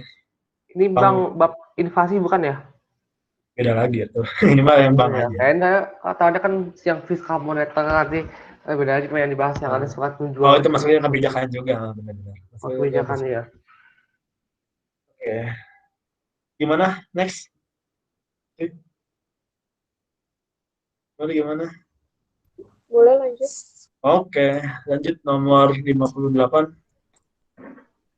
Pengesahan pada persaingan sempurna dihadapkan kondisi harga sama dengan apa aja nih? Silahkan. Pak 1, 2, 3. 1, 2, 3, Faisal Gain. Wow. Semoga antum salah. Oke, A. Oh, ada juga yang jawab B. Oke, Rizka. Ada lagi, ada lagi.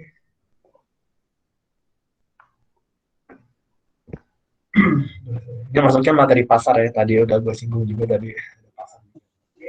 Dausi, Rizky A, Intan A, Rehan B. Kalau ini yakin asik. Gila A. Oke, langsung mulai bahas. Yang benar adalah 58. Pernyataan 1 benar, pernyataan 2 benar, pernyataan 3 benar. Oke, gue jelasin dalam kurva PPS-nya. Langsung. Horizontal ya. Oke, set. Ini P, ini Q. Oke. Nah, di sini harganya itu sama dengan MR sama dengan AR. Sorry. AR. MC-nya di mana? MC-nya sebentar. Di sini. Set. Udah nggak ada saya. Kurva MC. Karena dia berpotongan nih, berpotongan MR, berarti MR sama dengan MC. Ini udah pasti udah nggak asing kan? MR sama dengan MC. Jadi kalau di setiap pasar pasti kalau mau ingin memaksimalkan laba, kalau ingin memaksimalkan laba atau meminimumkan rugi, berarti harus berproduksi di MR sama dengan MC. Jadi pokoknya MR sama MC ini tidak terpisahkan lah kalau mau ngasilin laba yang maksimal atau rugi minimum. Jadi berproduksinya harus di sini. Q. Jadi harus produksi di sini. Karena MC sama dengan MR.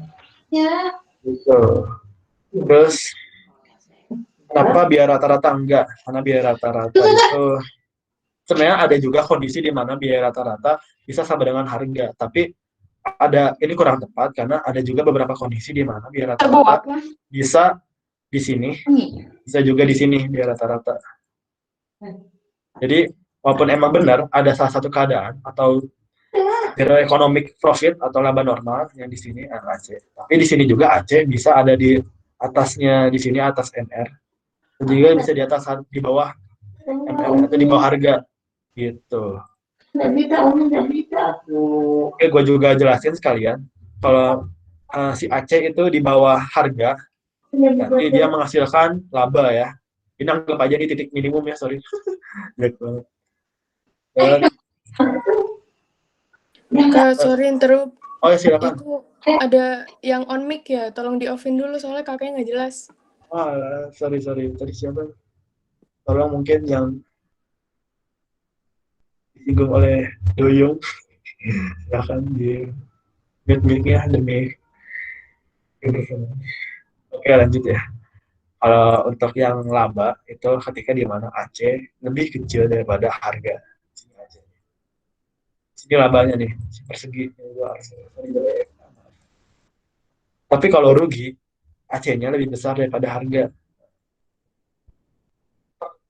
Di sini. Ruginya di sini gitu. Kenapa rugi? AC ini kan cost, berarti produksi ya. Kalau biaya rata-rata produksi udah lebih dari harga yang dijual, berarti udah rugi dong. Karena biaya produksinya udah tinggi gitu kan. Kita misalkan kita modal 5.000 tapi pendapatan kita cuma 2.000, itu rugi gitu kan. Itu aja analogi mudah. Dan sebaliknya, kalau harga kita lebih tinggi daripada biaya produksi, berarti kita akan menghasilkan keuntungan. Dan keuntungannya adalah maksimal karena kita berproduksi di MR sama dengan MC gitu. Gimana? Ada yang ingin ditanyakan? Gimana, bro? Sudah mulai menyusut ya, 62. Semangat. Gimana? Kalau lanjut silahkan direspon. Lanjut. Oke, 59. Kita masuk ke materi, ini kayak masih statistik. Komponen indeks pembangunan manusia terdiri atas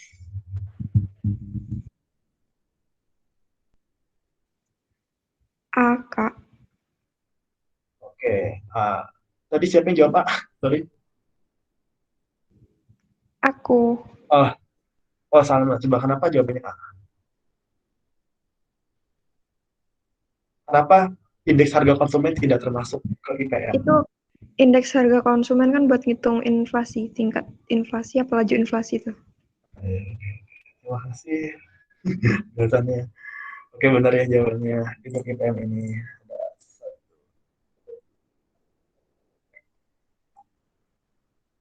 Kenapa indeks harga konsumen tidak termasuk? Karena indeks harga konsumen ini kan kayak indeks yang mengukur harga rata-rata dari barang atau jasa, barang dan jasa yang dikonsumsi oleh rumah tangga atau kita. Indeks harga konsumen ini biasanya dipakai untuk menghitung inflasi. Indeks pembangunan manusia ini beda lagi, lain deh ya. Jadi kalau si IPM ini, kalau menurut Badan Pusat Statistik, itu dia ngejelasin gimana kalau penduduk dapat mengakses hasil pembangunan dalam memperoleh pendapatan, kesehatan, pendidikan, dan sebagainya. Dan di sini dijelasin juga di website BPS, boleh dicek juga. Di sini dia ada 3 elemen atau 3 komponen, yaitu indeks harapan hidup, indeks pendidikan, dan standar hidup layak. 1, 2, 3. Gimana? Ada yang ingin ditanyakan? Mengenai IPM? Cukup Untuk Pak ngitungnya, Lagi.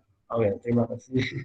Untuk ngitungnya mungkin nggak disuruh juga sih kalau di UTBK cuma disuruh komponennya, karena ini materi statistik agak sulit juga dan nggak mungkin ditanya di UTBK.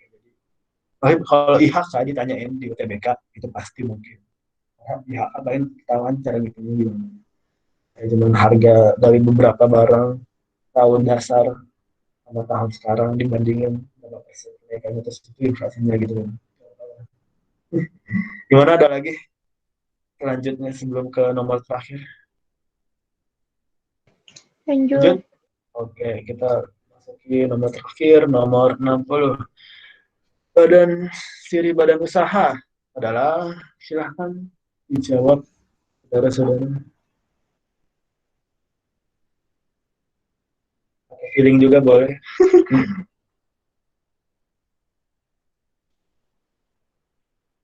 Sesuai feeling, sesuai kemampuan.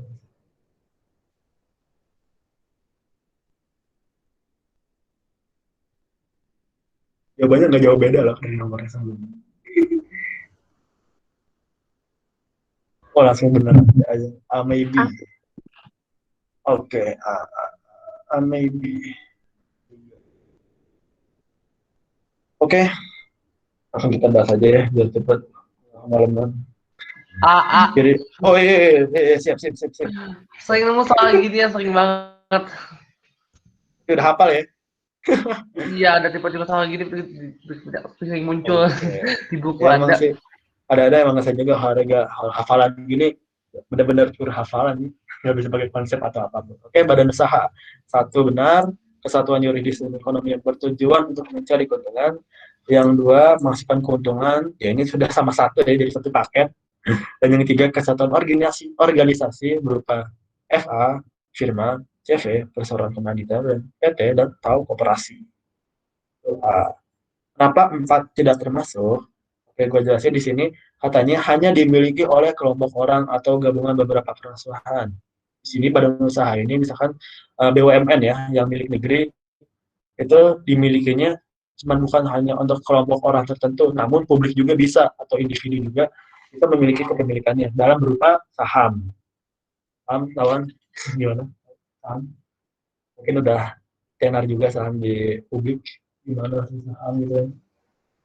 Nah, jadi kalau dimiliki oleh kelompok orang atau gabungan beberapa perusahaan itu bukan salah satu ciri badan usaha. Karena ke badan usaha itu seluruh modalnya itu bisa dimiliki oleh perorangan atau publik bebas, siapa aja bisa dimiliki.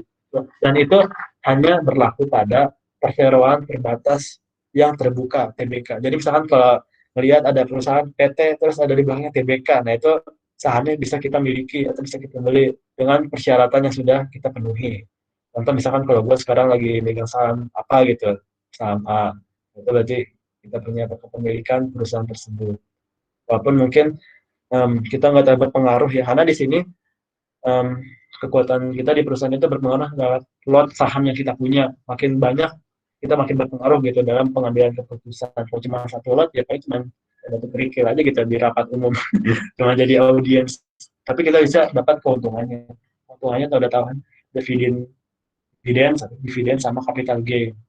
Dividen biasanya bersifat tahunan, tapi kalau capital gain itu berasal dari jual beli saham. Misalkan kita beli di saham 1.000 harganya, terus kita jual di harga 2.000, kapital G-nya 2.000 kurang 1.000 sama dengan 1.000 itu kapital G.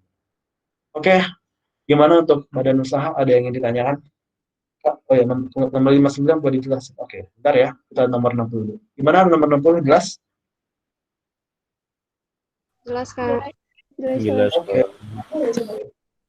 Oke, untuk nomor 59 untuk Zainal, gue jelasin lagi untuk IPM ya. Untuk IPM ini yang termasuk komponennya adalah 1, 2, dan 3. Yang 4 itu indeks harga konsumen sudah bukan ranahnya IPM atau pembangunan manusia. Karena di sini IHK ini dia berkonsentrasi pada penghitungan harga rata-rata dari barang dan jasa yang kita konsumsi sehari-hari itu IHK. Jadi bukan pembangunan manusia.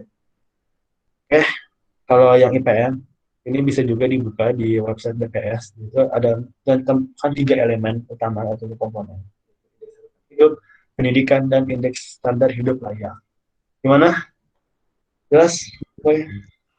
Kak masih bingung yang nomor 60, yang 4 tadi gimana ya? Bisa nomor dijelasin? Oke. Jadi sebelumnya nomor 59 tadi yang nanya gimana udah jelas? Yang berarti ya. Oke, gua anggap jelas ya. Oke, nomor 60 tadi. Kenapa 4 itu salah ya? Karena badan usaha itu kepemilikannya bukan hanya dimiliki oleh kelompok orang atau gabungan beberapa perusahaan, tapi publik bisa memiliki kepemilikan itu, dan pemerintah juga. Jadi bebas lah gitu. Jadi bukan cuma kelompok orang atau gabungan beberapa perusahaan, kita pun bisa untuk memiliki suatu badan usaha dengan berupa saham gitu. Itu nomor 60 kenapa yang 4 salah. Mana jelas? Jelas, Kak. Makasih. Oke, ada yang juga nanya nih perbedaan firma, CV, dan PT. Oke, akan gue jelaskan satu persatu. Pertama, kita mulai dari firma. Firma itu ciri-cirinya memiliki nama bersama. Terus dia perjanjiannya ada yang resmi, ada juga yang nggak resmi, itu firma. Dan terbentuk karena kedekatan. Jadi kayak misalkan gue sama teman gue untuk firma itu bisa aja. Karena kan terbentuk karena kedekatan. Dan tanggung jawabnya tidak terbatas. Lebihannya di sini kita bisa ngebagi berdasarkan keahlian. Dan kelakuan usaha terjamin. Kenapa terjamin? Karena kita udah kenal satu sama lain. Kan namanya juga terbentuk karena kedekatan antar anggota firma gitu, atau karena kita udah tahu ini teman kita juga kan. Nah, dan kekurangannya ini ada kekurangannya lumayan fatal menurut gue. Terkadang sering tercampur kekayaan pribadi sama kekayaan perusahaan. Jadi misalkan si A yang nyimpen 5.000 terus kecampur sama laba perusahaan, dan itu akan menyebabkan kesalahan pencatatan dalam laporan keuangan perusahaan. Itu lumayan fatal. Jadi kita nggak bisa mengambil keputusan dengan baik karena kalau laporan catatannya hanya sebagai pedoman itu udah salah, karena kita mengambil keputusannya dengan benar. Kekurangan firma. Kalau CV atau perseroan komanditer ini gampang sekali. Kalau CV itu ingat aja ada pemilik yang pasif atau sekutu aktif dan sekutu pasif. Sekutu aktif itu adalah pengelolanya. Kalau sekutu pasif dia cuma ngasih duit atau jadi sebagai pemodal. Oke, gue ulang lagi, ada sekutu aktif, sekutu pasif. Ada pemodal, ada pengelola. Itu CV. Lebihannya mudah didirikan dan kemampuan manajemen lebih baik karena udah bagi ada pasif, ada aktif. Dan kekurangannya kesulitan menarik kembali modal karena CV ini modalnya tidak berbentuk saham. Oke, yang terakhir ini yang PT, perseroan terbatas. PT ini terdiri dari beberapa PT ini pemilikannya itu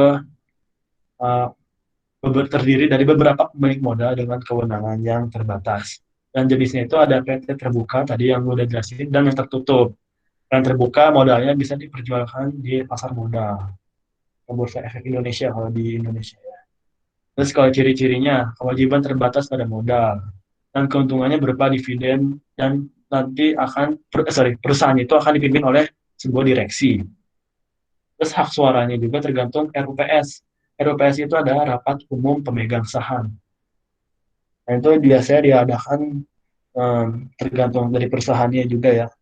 Kadang-kadang ke orang udah megang saham biasanya dapat undangan untuk RUPS, mau beli satu lot pun yang paling sedikit itu tetap aja dapat undangan untuk rapat umum pemegang saham, karena namanya juga yang megang saham. Tapi untuk pemilikan hak suaranya itu tergantung kepemilikan lotnya. Dan kelebihannya itu satu, mudah dapat modal karena dia kan modalnya diperjualbelikan ya. Terus yang kedua, pimpinan mudah diganti karena ada rapat umum yang kita bisa berhak untuk mengeluarkan pendapat kalau misalkan suatu struktur yang kurang benar gitu kan. Jadi pimpinan bisa gampang diganti dan kelangsungan usaha pun lebih terjamin. Nah, kekurangannya adalah keputusan cenderung lambat. Kenapa? Karena biasanya kalau yang rapat itu kan banyak orang dengan latar belakang tertentu ya. Jadi kayak mau nentuin suatu arah atau putusan itu sangat lambat karena masih banyak sekali yang berbeda pendapat. Jadi perlu ada beberapa hari untuk mendapatkan suatu isu ini, gitu, untuk menghasilkan suatu keputusan. Jadi lambat banget. Semakin banyak orang, makin susah untuk mendapatkan mufakat yang benar-benar orang itu setuju semua, itu agak susah gitu kalau di PT ini. Terus yang kedua, relatif sulit didirikan karena biasanya PT ini untuk perusahaan yang produknya itu lumayan high class gitu, atau mungkin yang sudah cukup sangat dikenal gitu ya, kayak PT Telkom itu kan nggak mungkin gitu tiba-tiba mendirikan Telkom, kan nggak mungkin ya. Terus dan kurangnya juga bisa ada spekulasi atas saham. Udah pernah dengar juga mungkin yang kita ada orang yang kejebak di saham apa gitu yang nyangkut gara-gara harganya tiba-tiba jatuh, terus alih-alih dapat duit jadi cepat kaya malah cepat rugi ya. Jadi ini tolong di mindset juga kalau saham itu sebenarnya bukan untuk cepat kaya, jangan sampai salah mindset. Jadi jangan sampai juga spekulasi, harus ada analisis. Jadi kalau di saham itu ada analisis fundamental, ada analisis teknikal. Oke, selanjutnya mungkin bisa kalian pelajari sendiri karena itu bukan materi TBK, materi yang lebih advance. Gimana? Sudah cukup jelas? Yanda? Oke, terima kasih. Gimana? Untuk dari soal dari awal sampai akhir, ada yang masih ngeganjel, yang kurang ngerti, apa yang sudah cukup jelas? Jelas, Kak. Terima kasih. Oke, sama-sama. Kak mau nanya, tapi kalau out of topic boleh gak sih? Boleh, semampu gue ya. Silakan. Masih bingung perbedaan barang inferior sama given. Barang inferior dan given, wow. Oke, ini pertanyaan yang cukup nantang ya, karena gue juga waktu ikut lomba-lomba gitu sering tuker juga. Ini gue juga sambil izin baca dari teori dari temen gue, karena gue juga ini sambil dijelasin, inferior itu, udah tahu kan kalau inferior itu sebagai salah satu pengecualian di hukum permintaan ya. Jadi kalau pendapatan orang naik, tapi barang inferior itu bakal turun. Sebentar, gue bikin mikrofon dulu.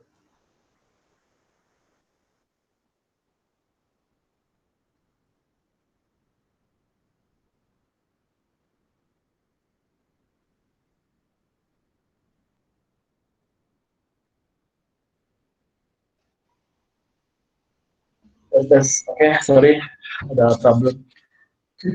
Jadi kalau barang given itu udah pasti inferior. Tapi kalau barang inferior belum pasti given. Jadi kalau barang given udah pasti inferior. Tapi kalau barang inferior belum pasti given. Terus kalau barang given sendiri nih, itu apabila harganya turun, itu jumlah barang yang diminta akan berkurang. Sama kayak inferior, tapi perbedaannya ada efek substitusi dan efek pendapatan. Ini lebih advance sih, karena ini mungkin di UTBK kurang keluar juga, efek substitusi dan efek pendapatan. Tapi pokoknya membedakan inferior dan given itu adalah dua efek itu, pendapatan dan efek substitusi.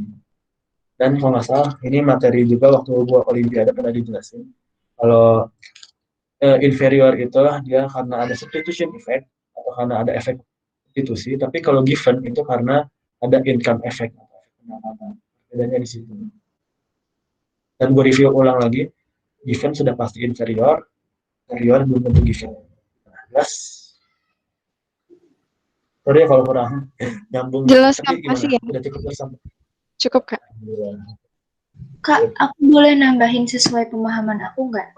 Sekaligus gitu. Boleh banget. Silakan. Kalau menurut aku, ya tadi ini cuma nambahin doang sih. Yang tadi Kak Zena udah bener banget. Jadi menurut aku, barang given itu termasuk ke barang inferior, sama-sama dua-duanya itu low quality, kualitasnya rendah, dan harganya itu murah. Cuman di sini given itu kan menyalahi hukum permintaan, karena hukum permintaan kan bilang kalau harganya turun, permintaan akan naik. Tapi barang given ini, kalau harganya turun, permintaan akan turun. Contohnya, ketika ada ayam geprek yang harganya itu cuma 2.000 per porsi. Kita kan bakal mikir kayak, oh ini ayam tiren bukan sih? Atau ini daging tikus kali ya. Jadi itu barang given itu punya prestis yang jelek gitu, makanya permintaannya turun karena harganya terlalu di bawah rata-rata. Menurutku gitu. Itu sih. Oke, makasih banget untuk penambahannya. Gue juga baru tahu kalau Kasih ada ya. labeling ayam tapi daging tikus. Oh ya, Masih untuk ke Firdausi. nanti soalnya dikirim. Oke, nanti soalnya gue kirim berbentuk TKA full ya, yang dari ada ekonomi, ada sosio. Jadi langsung gue kirim aja itu sekalian buat belajar dah TKA semuanya. Nah, gue juga dapat soal dari situ. Ya.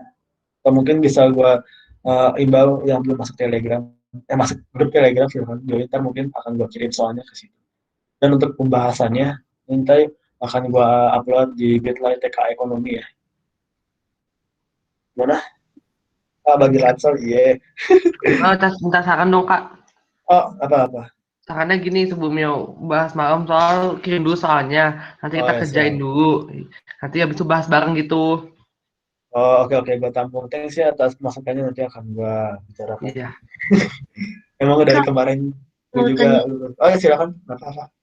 mau tanya soal, boleh, tapi soal yang tahun lalu sih, Kayak 2018. gimana? Gimana tuh Kalau soalnya? APBN digunakan untuk memberikan subsidi tarif listrik bagi masyarakat kurang mampu, itu masuknya ke alokasi atau distribusi ya, Kak?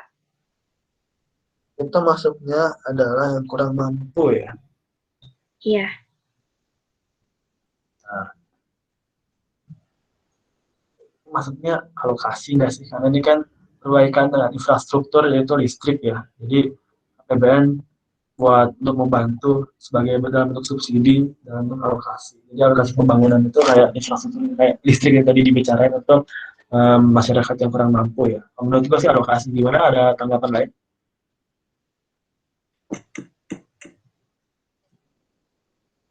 Menurut gue alokasi ya, karena ini berkaitan dengan infrastruktur listrik. Gimana? Ada pendapat lain dari yang lain? Kak, kalau bedanya alokasi sama distribusi itu gimana sih? Kok sering ketukar gitu? Gue juga sih gitu. Oke, kalau kita lihat dari pengertiannya nih, ini modul waktu gue lomba. Fungsi APBN. Ini mana? Alokasi distribusi. Kalau dialokasi katanya di sini untuk mengurangi pengangguran, pemborosan sumber daya, meningkatkan efisiensi, efektivitas perekonomian. Fungsi distribusi bahwa kebijakan anggaran negara harus memperhatikan rasa keadilan dan kepatutan. Mungkin kalau yang gue dapat bisa gue tafsirkan, kalau hasil pengetahuan gue, alokasi ini berkaitan dengan pembangunan atau infrastruktur atau yang tertentu untuk mengurangi pengangguran atau pemborosan sumber daya. Nah, misalkan yang identik dengan kebijakannya Pak Jokowi sekarang yang infrastruktur, itu dia menerapkan fungsi alokasi. Nah, kalau fungsi distribusi ini seperti apa tuh, sebentar.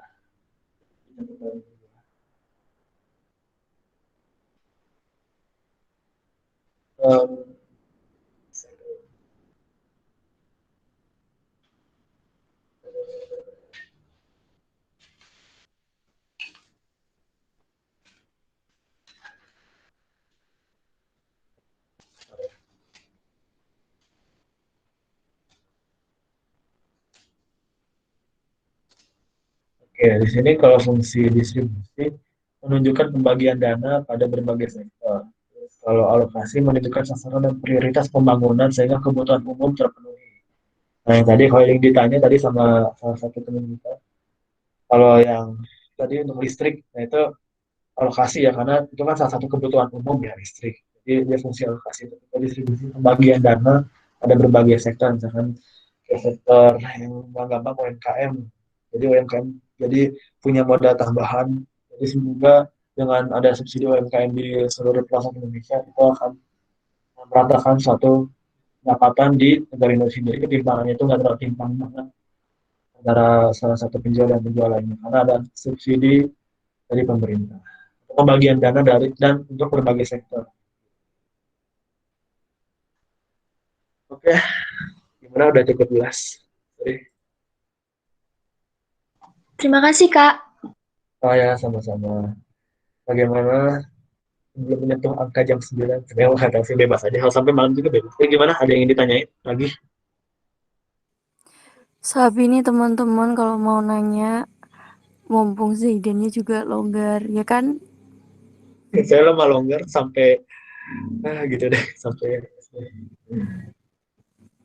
Mungkin kalian bisa Oh, ini nih request kalau DWO sama Zaidan. kalau BB ada di chat.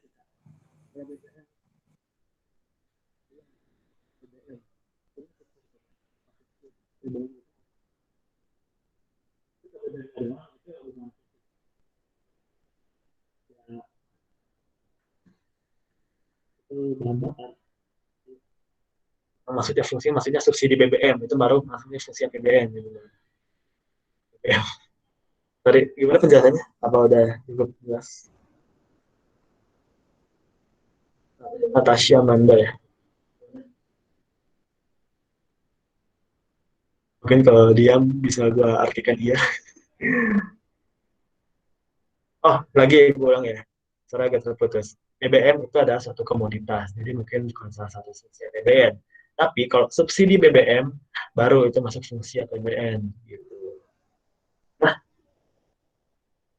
Berarti kalau subsidi BBM itu masuknya ke fungsi apa, Kak?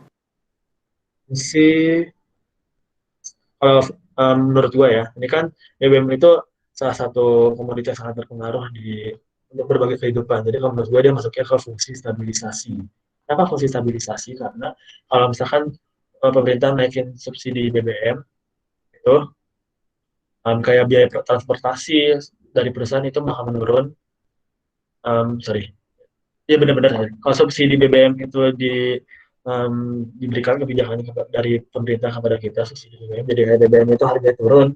Nah, berarti otomatis kayak harga biaya produksi dari berbagai sektor kan pasti membutuhkan suatu kendaraan. Kendaraan membutuhkan bahan bakar. Kalau bahan bakarnya turun, berarti otomatis um, biaya produksinya menurun juga, dan itu akan meningkatkan sisi supply atau meningkatkan Oke. penawaran. Makasih, Kak. Jadi intinya fungsi stabilisasi. Oke, Kayak gimana? gini mau nambahin. Oh, ya silakan Kak. Nih, kalau untuk yang tadi BBM dia itu benar kayak kata Zaidan. Jadi dia ini masuknya ke fungsi stabilisasi.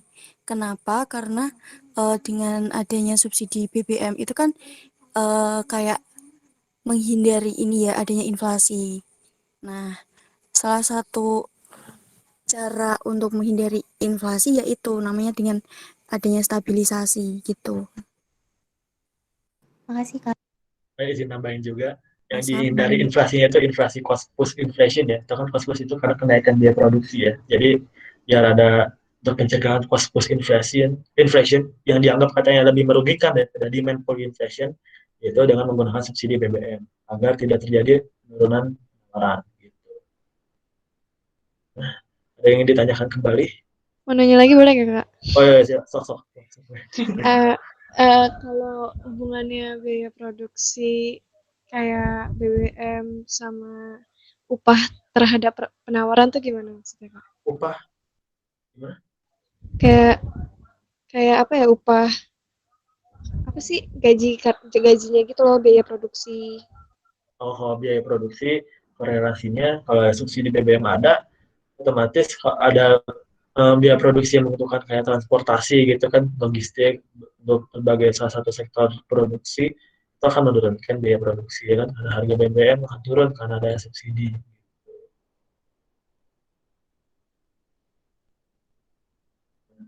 Itu terjawabkah apa kurang puas, mau dijelaskan kembali? Itu maksudnya.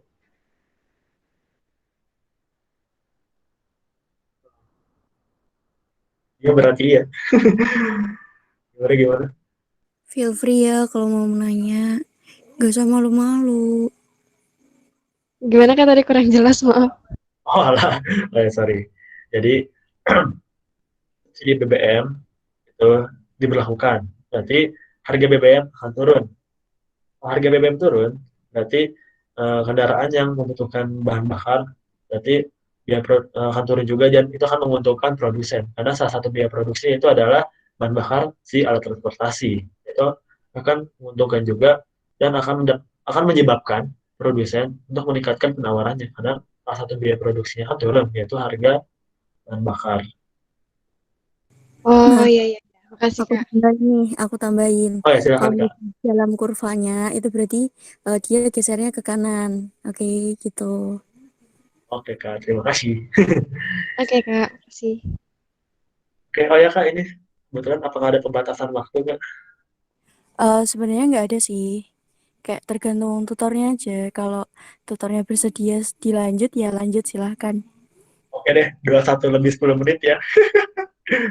Oke. Oke, gimana silahkan yang masih ingin mengganjal tentang ekonomi. Yang mungkin masih bisa gue jawab ya. Jangan aneh-aneh, please.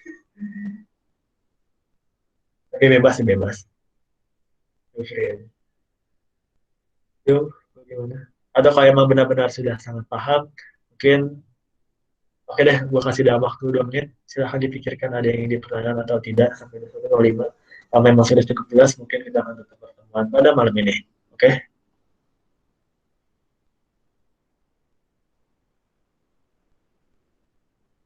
Makanya jangan lupa mungkin untuk record meet-nya ya akan diupload di YouTube di besok pagi. Bener ya Kak ya? Kak Riris? Iya, besok pagi. Jadi Soalnya biasanya kalau malam ini sih kayak perlu proses dulu gitu loh. ya sama satu lagi jangan lupa ya masuk. Jangan lupa share soal. Oke siap. Ditunggu di Telegram malam ini deh langsung gue share deh. Habis meet nih langsung ada Wah, nih. Ntar, di grup Telegram. Siap deh. ini aku mau ngingetin lagi. Jangan lupa di-subscribe YouTube-nya. Follow Twitter, masuk grup Telegram, subscribe YouTube-nya. Sekalian di blog Mau nggak dia Kak? nanya. Oh ya nih, ada juga nih Kak. Terus yang ingin melontarkan suatu pendapat tentang DWU. Silahkan nih, dengan DWU-nya. Monggo, monggo. Boleh, silahkan. Nanti Yang membangun. Kita abis akan ini aku eval. mau ini tuh. Abis ini aku mau buat ini kok. Oh, Link apa nih? out. Kali ini terseru sama terpaham. Wah, mantap banget nih. Terima Foto kasih. aja. Thank you. Ini mungkin karena kita seumuran ya, asik lah. Nggak ya? Oh iya, nanti aku minta Gue juga masih grogi juga sih ngajar-ngajar. Pas ya, ada aku yang nanti mungkin minta tolong sambil belajar juga ya. buat teman-teman ngisi ini ya link evaluasi yang Oh selama ya nanti 3 ada. minggu ini. Benar tadi ada link evaluasi. Oke. Thank you. Dan mungkin untuk ke depan. Mantap banget rating seller 5 bintang. Dari Shopee. Oke, mungkin karena sudah 20:05. Ya, mungkin kalau ada yang masih di pertanyaan tapi masih belum kepikiran, nanti boleh di diskusi kita lain waktu. Nah, sekarang kita cukupkan. Sorry. Oke, saya kembalikan kepada MC. Ada MC nggak sih? Atau mungkin saya aja yang tutup? Ping keluar ya. Tahu, Apin nggak ada ya? Oke, kalau gitu aku deh yang nutup. Terima kasih ya teman-teman udah mengikuti DWU kali ini. Semoga ilmunya bermanfaat, semangat belajarnya, Amin. jaga kesehatan. Semoga yang ikut SNMPTN tanggal 22 dikasih kabar baik. Amin, amin. Kalau misalnya Amin. dapat PTN, semoga lolos SBMPTN. Udah itu aja. Amin, Dan amin. semoga diterima di jurusan dan PTN yang diinginkan. Terima kasih. Amin. Nanti jangan lupa ya buat ngisi link yang bakalan aku upload di Twitter, oke? Oke, semuanya sekali lagi terima kasih yang sudah ikut join bersama gue dan kakak-kakak ekonomi lainnya.